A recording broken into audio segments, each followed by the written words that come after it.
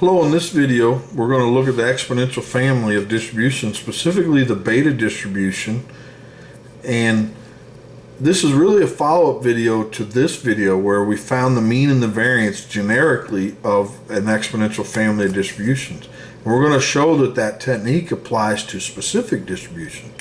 So in this video that we showed that if the density can be written in one of these two forms, then it's considered part of the exponential family. And this second form here is called the canonical form. And the beauty of it is that this value here, it's called the log partition. If we take derivatives of that, or partial derivatives of it, it ends up being the moments of our sufficient statistics.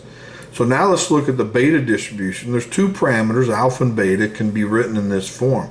So now we have to start manipulating this to be in this form here. So first thing though is the alpha minus 1. So this can be written as x to the alpha times x to the minus 1, or 1 over x. And the same way here, that this can be 1 minus x to the beta times 1 minus x to the minus 1. Or you can take the minus 1 can be taken down. And so that's what I do in this next step, so that the minus 1 pieces are this. So it's the x and the 1 over x. Then I take the log of everything else besides this and exponentiate it. I'm not really sure why I wrote it in 2, except for to illustrate that I did this with the x's. So I did this because this is going to act like the function of the x's. And over here we have the exponential of the log of these, and then for here, the parameter can be taken out front of the log, and you get so the beta, log of 1 minus beta.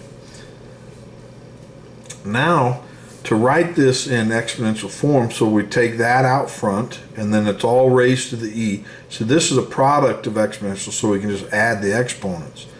But over here, this can be written in vector product form. So alpha and beta, and then down this side we have log of x and log of 1 minus x.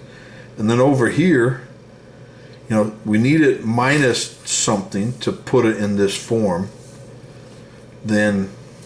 So then we have log of gamma of alpha, log of plus log of gamma of beta, minus log of gamma of alpha plus beta. So this is in the exponential form. But now we want to put it in the canonical form, which is the second form up here. So we generically call that a to 1 and a to 2. And then we have to write this in terms of a to 1 and a to 2. And that's what we do here. So if we call this a to 1 and a to 2 for alpha and beta, then it's just simply you stick in a to 1, a to 2, and a to 1 plus a to 2. It's a simple transformation. But now, since it's in the canonical form, we can start finding moments of our sufficient statistic just by taking partial derivatives. So that's what we do on this second page. So let's look at find the mean of our first sufficient statistic, which is log of x. So that's the partial derivative of our log partition with respect to a to 1. And this was our log partition. So the derivative, it ends up, now when you take the derivative of a log of a gamma, that's a special function called a digamma function. So this just becomes digamma of a to 1. This is constant with respect to a to 1. And over here we just get digamma of alpha, or a to 1 plus a to 2. Now we plug in our alpha and beta that we know, and then we get this. And this is the mean of log of x. Okay. And there's a digamma function in R to calculate if you want to calculate that specifically. Now the mean of our second sufficient statistic, so the mean of log of 1 minus x, that is the partial derivative of a log partition with respect to a to 2.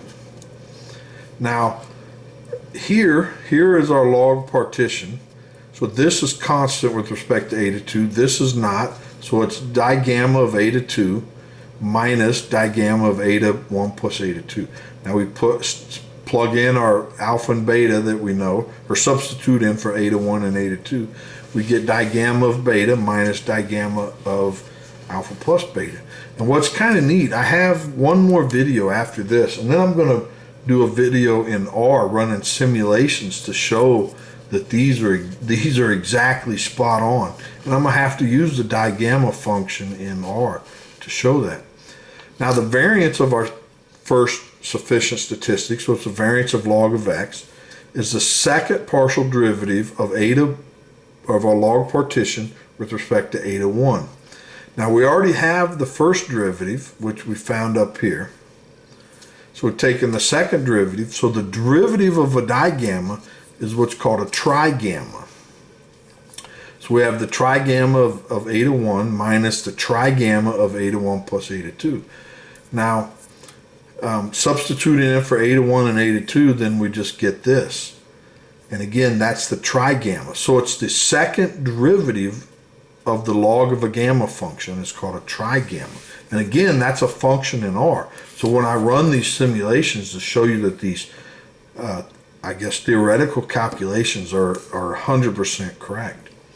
Now the variance of our second sufficient statistic, so the variance of the log of 1 minus x, is the second partial derivative of our log partition with respect to eta 2.